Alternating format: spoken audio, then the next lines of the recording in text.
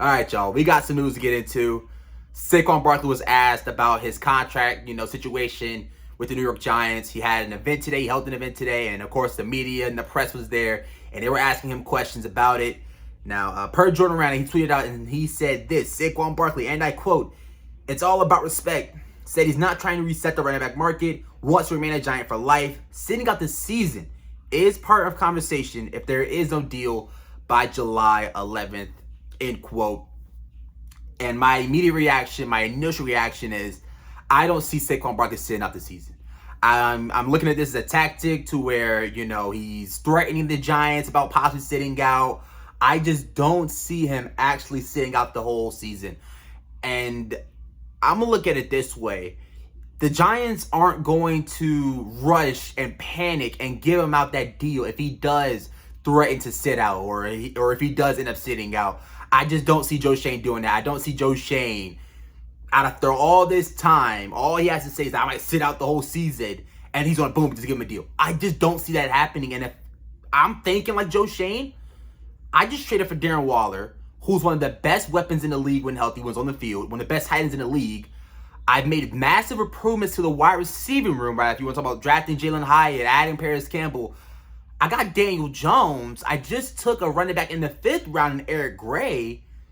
Let's roll without him. Is that what Joe Schoen would think about? Or that might be the mindset of Joe Schoen? If this were to happen, I think that would be the mindset. I don't think the Giants would look at that and say, okay, let's go ahead and give him the deal. Let's go ahead and, just take our L or whatever and just give him the money that he wants.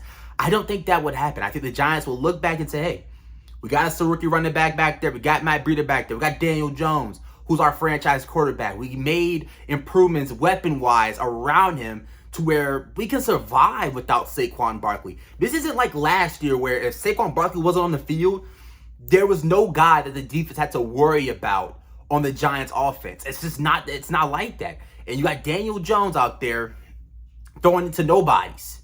That's not it this year. The Giants still have guys that were on the roster last year that were good players like Isaiah Hodgins, Darius Slayton, and you just added pieces over the offseason, and I just don't see the Giants rushing and giving him a deal because of him possibly holding out this season. Now, he did also say that July 11th isn't tomorrow. It isn't, at the end of this week. He still said there is time to get something done before then, but possibly holding out the whole season, I don't see it happening.